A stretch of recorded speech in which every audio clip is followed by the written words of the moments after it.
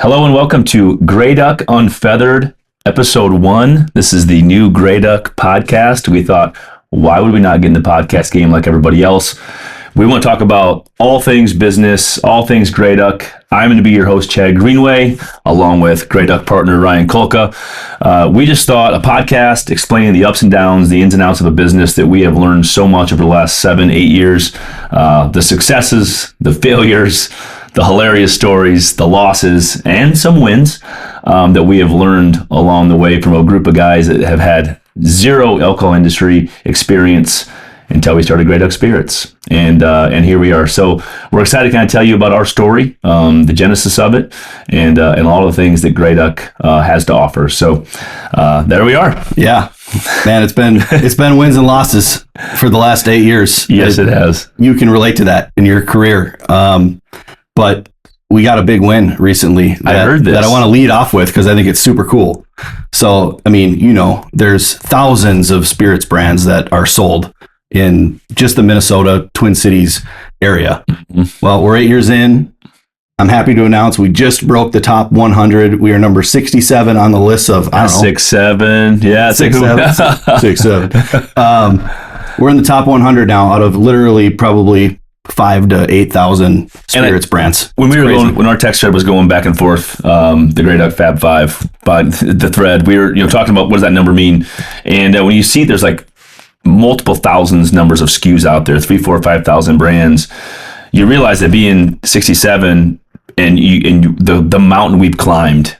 And from the way this thing started, and we're going to have our founding partners come in next episode 2. But it's going to be just crazy to talk about the genesis of this company, where the idea started, the ability to dive into Minnesota culture and what that means and how important it is to us and important it is to Minnesotans. And that's one of the reasons why this podcast was so important to us is we've had so many good Minnesotans support our brand since we started and buy into what we're doing and care. It's corn from Minnesota. It's made in Minnesota. We're all living here in Minnesota. We want this to be Minnesota's brand, and it's grown from there. And so this is really a shout out to all those folks that have helped us along the way to get to the spot where we're at, to get to be ranked at 67, which we are super proud of. Absolutely. And we want to get to number 1. We're going to get to number 1. We'd love to get to 1. Yeah. But this is a reason for us to tell our story. And I think this pod we want this to be unique in a way where it's like we're telling the story, the ugly truth of business. I think is maybe the best way to put it. And I can't tell you the things that I've learned through this business. There's some hard truths I think are really important.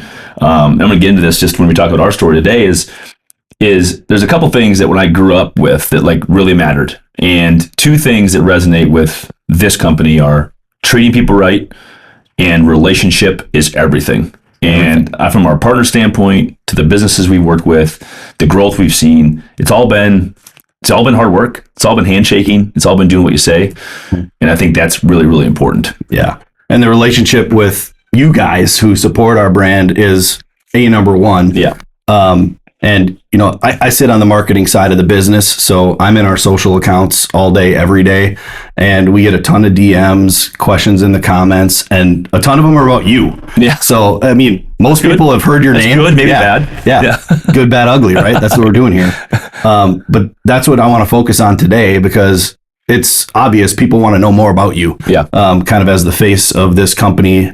One of the first questions, honestly, that people ask us is Chad really involved in this thing, or is he just a smiling face on camera? Yeah, I get that question all the time. So it's probably start at the beginning, right? I can remember sitting in the Wyzetta Starbucks, and I got a text from a former college teammate, Sean Considine from Byron, Illinois, and one of our partners, Mark Cotter, is from Byron, Illinois, and Sean, who I played with in college, Mark reached out to Sean and said, "Hey, can I get Chad's number?" And reached out to me, sent a text and said, "Hey, we have this harebrained idea and we want to start a vodka company." So what do you think right away? The immediate reaction was like, who are these guys? Right? Like, sure. Don't know them from anybody. I'd been retired for about 18 months. It was over a year. I wasn't floating, like not knowing what to do in retirement. I just was kind of like, don't know what direction I want to take. I kind of stay away from the broadcasting booth and the radio booth because I want to be able to be there for my kids and raise my kids and be there for games and practices and coaching. But I didn't know a direction. So I said, what's the harm in learning? And at least took that first meeting and met the guys, great initial meeting. And at first I was like, let me think about it, but it was really a no. Why was it a no? Just because of the vodka liquor thing? Or why was it a no? I think it was a no because I didn't know what I wanted to do. I had created sort of a brand in the Twin Cities with being a Midwest, farm kid from South Dakota. Sort of stood for a lot of what Minnesotans represent. So many farmers, so many agriculture-based people that grew up a lot like I grew up. And I didn't know if lending my name to a spirits brand was the direction I wanted to go. I didn't know that I did or didn't. Sure. But in not knowing either way, I was like, let's just pause. Yeah. Talked to my wife and Jen kind of had the same perspective. She's like, I just don't know. But at the same time, it was really exciting to start something new and fresh that I had no idea about. And after talking to the guys the second time and coming around, I was like, you know what? Let's give it a shot. And it wasn't any more harebrained than that. It was just kind of like, all right. Yeah. And again, like never ever thinking like we'd be sitting here 8 years later. I think it's 8 years in August was the anniversary. Yeah, I think it was. Yeah. And to be sitting here has it been perfect? Absolutely not. But that's every person that runs a small business that's going to listen to this. Every person that has a family is going to listen to this and be like, that's spot on. Because it's very rarely, if ever, perfect. So it was just a flyer, fun thing for you. You didn't have a direction, so this kind of gave you a direction. Yeah, I mean, I guess it was kind of a take a flyer and say, I don't have any other direction, so let's go this route. And again, like when you get into small business, again, not knowing these guys at all, then you start to learn like they have no industry experience. Yeah. Right? They are, you can tell from the get-go, they're extremely hard workers. Yep. They're focused, they're locked in, they have a goal and a dream. I think the one thing that was important for me is like this wasn't their primary thing. It was important for me then because I was like, okay, is this just a casual thing we're going to try and taste, then you sort of test the water? Or is this something where like, hey, we're going to go all in? Now, if their lives depended upon this brand, I'd have been more concerned. Sure. Because of the lack of experience. Sure. But at the time, everybody had other things they were doing, and this was going to sort of almost be like a side gig. Yeah. And side quest, you call it. And man, did we learn some stuff along that quest. Yeah. Well, I mean, once the guys sort of got you on board, I think I was probably the next person they approached. Yep. And they sat down in my office here at the lab, and it was basically, we have this concept of Gray Duck. We think it's going to resonate with Minnesotans. We have no industry experience. We're not going to put a lot of money into this. Where do I sign? But will you come on and help us for marketing? But we got Chad Greenway on board. Yeah, so if they didn't say your name, I was probably going to be a no too. Yeah. But all right, Chad's on board, so I'll be on board. I think the funny part, like when we first got our first sale, I remember this was it was with Total Wine, and I want Mark and Jerry to tell the story, but I'll just elaborate kind of the idea of, I grew up on a farm in South Dakota. My parents, high school graduates, high school sweethearts, get married, have us kids. And like, guy was born in 83, so like they stopped having kids in 83 because they were so broke. Mm-hmm. And like, I love this idea of being the underdog. I always have. Like, I played 9-man football from a town of 360 people. Graduated 26 kids in my class. For me to have the audacity to think like I can go play pro football or even go play at Iowa or go play college football, but I never had anybody in my life tell me like, you can't accomplish that. Right. Like they're always like encouraging, had your back, wanted to be successful. And I kind of had that sort of support system all the way through my career, whether it be from my folks, from my grandparents, from my wife and her family. But I always had that chip on my shoulder, like I was the underdog. Yeah. And I think it comes from, even though I was a first round pick, like I still had that mentality. Yeah. Then you get hurt. Yeah, I get hurt my rookie year, and so you kind of have this uphill battle to go, and constantly like wanting to prove, I think, to myself first. I use Adam Thielen in this example all the time, like when I get to talk to groups, is like, there's something about proving something to yourself first that you can do it. And then everything else is kind of freedom, right? It's like, I can prove that I can go start this business and be successful. I can go prove that I can make an NFL team and be successful and make it. And then like 11, 12 years, whatever Adams played, or 11 years for me, I got to play, is like, that's just all gravy because like I had to prove it to myself first. Yeah. And that really was what drew me in with Gray Duck, because I didn't know the landscape per se at the time with alcohol and the liquor industry in general, but it's such an uphill battle. Well, everyone was telling us no. Yeah, everyone was saying, why would you come out with another vodka? Of all in this things, market? don't start a vodka. What are you thinking? Well, so if we had all this industry experience coming in, because I didn't have any of it either, you did, none of the guys did, we probably would have stopped with all the no's right away. But we were just too dumb or naive to stop, and we kept going. And I think that's a question we have to ask Mark and Jerry in episode 2 is what kept you going forward when everybody was saying no? And I think for me, it was this idea of like, hold on now. Like, what do you mean you say we can't do that? Yeah. It completely leads into this idea and kind of fires you up. It fires you up. It says, we'll show you. Yep. In everything, I mean, as things transpired and we get our first sale and all of a sudden we're starting to grow just a little bit, and growth was funny at that time, right? Because it's like somebody's going to buy a couple cases and that's growth, and then you get a couple hundred cases and that's growth, and you kind of go from there. And I remember going to our first true big meeting with a potential distributor, which ended up becoming our distributor, Johnson Brothers. They were almost rooting for us because it's like kind of nostalgic and cute. Right. And we kind of like, that was just before we went into year one. It was kind of like an introduction of our brand to that company.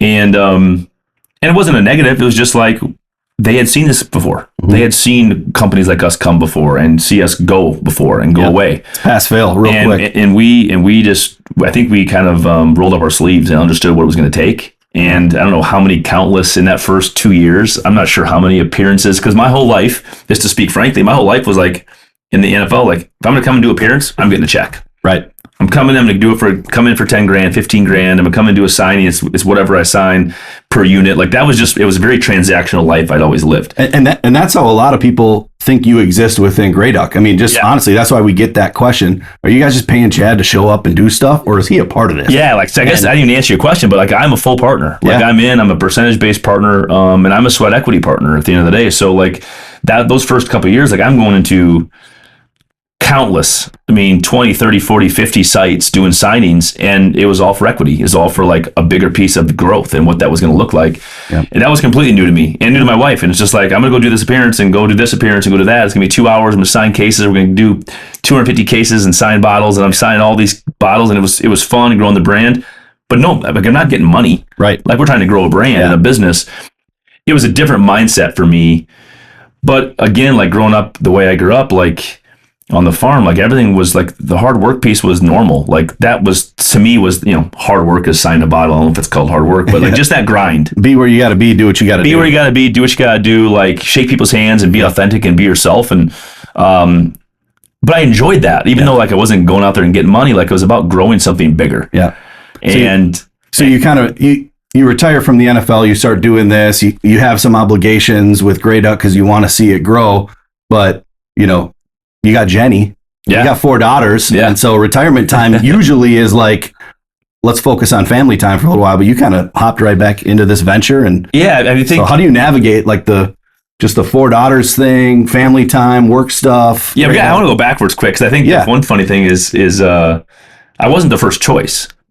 And we're going to ask these boys, next week. It's like, we don't want to spoil everything. Well, I wasn't the first choice, and we'll get into that. But I think that was interesting, because that was just kind of the rules around the NFL, even currently, where you can't only be involved in certain companies when you play, or if you're a former player. So, so I think when you're going to retirement, like in the NFL, like, I was 33 years old, so just turned 34. And the idea, like, you have like, most people are starting their careers or just starting a business or just going into something else. So that's why, like, I didn't have like this secondary thing that I really had focused on. And everybody tells you in the NFL, like, build your second career, start doing it now, like, make your connections and networking. And I did a lot of that, but now with like an actual purpose. Like, now with like, I want to do this. Yeah. So then you get into retirement. You go from making great money, checks are coming in. Then what? And how does that feel? Just stops. It just stops. Faucet goes off. Yeah, you go in from getting checks on game days to, every 2 weeks, like a normal job, right? You get 2-week checks, and they're significant. You get no money in the off season. You come back, and all of a sudden you retire, and everything just stops. It comes to a complete halt. Great story about that is I was a Nike athlete my whole career. So, and that comes with, you get some cash, you do some endorsement stuff, you wear their product. And, I wasn't obviously a quarterback or a huge national name, but, a big enough name in the Midwest in this area where they would utilize me at, like, Mall of America store or stores around the Midwest. Yep. I remember I retired on, like, I think it was March 7th of 2017. And March 8th of 2017, I got a cease and desist from Nike saying that your contract is done. Oh, wow. It was like, it's the next day, 24 hours. Contract cut. And like all the gear you had in your, like, I had a gear allotment I could use, and I had all this other stuff is like gone, just like that. Contract's over. Wow, I didn't know that. And like you realize, like, wow, like they weren't messing around. Sure, like it's a business transaction only to them. It's transactional. I was there for 11 years. Had a great relationship with them. Did a bunch of fun stuff, but they're done with you. Yeah, and that was sort of a smack in the face, like, oh. okay, this is over. Yep. And I think you do. I mean, I didn't necessarily struggle with it as bad, thankfully, because I had a wife and 4 kids, and my oldest was in 4th grade. So like starting sports and being active and having a lot of fun doing that and coaching. And so I got involved in that in a bunch of different ways, involved in the community. We still have our foundation that we've built. And what I would say, like, I don't want to miss this opportunity, is community has always been a huge part of my life. A great story about where that kind of started for me is, we didn't have any money as kids growing up on the farm, but we had meat, we had animals. So we had a cow calf operation. My mom still runs. We had a hog operation. So we always had a pork freezer, a beef freezer, and a chicken freezer. Raised them all. What else do you need? Yeah, right. Exactly. Gardens out of the veggies, veggies out of the garden. And so like around holiday time, my parents would always donate meat to like families. We didn't have money. We couldn't write a check for people, but like people want to eat and get around a table on holidays. Yeah. And a lot of people couldn't afford that meal. So like my parents would provide that. So we always had this like sense of community and give it back. And with our career, like we had the Lead the Way Foundation, which is a foundation that's still active here in the Twin Cities. My wife and I have had since 2008. And so many listeners probably have supported in some way over the years. Yep. And we love the idea of doing something bigger than being an athlete. And when that was very important to me when I got in with Gray Duck as a partner, was like, we need to be community based. And I would say the thing I'm most proud of with Gray Duck is, even though there's times when like you're just trying to get bills paid and you're trying to move the needle and you're trying to grow a business and you're trying to get sales, we never lost sight of that. And I know we're going to get into the details of that over the course of for future episodes, but the mindset of community is it's alive in our company, but we actually live it and we do it. Yeah. And we cut these checks and we give the money back to what we say we're going to do. When we make it a big deal, not about like, look at us, but about it only happens because the people that are buying our products allow us to do this. Yeah. So it's not about us. Right. It's about you guys out there listening who support Gray Duck, who say, hey, this is something we want to be a part of. And then it's our job as a company to say, and the check is really going to where we say it's going to go. Yeah. It's a core value. It's basically a core value. Company. It's a tenet of our company. It's something that's always been there, no matter where the checks and balances are. With the finances. Yeah, dude, that's awesome.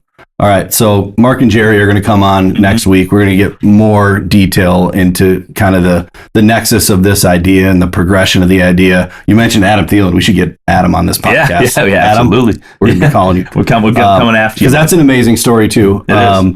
And that's really what the heart of this podcast is to me. It's just let's get cool people on here. Let's tell cool stories. We're Minnesotans. To your underdog thing, Minnesotans are underdogs.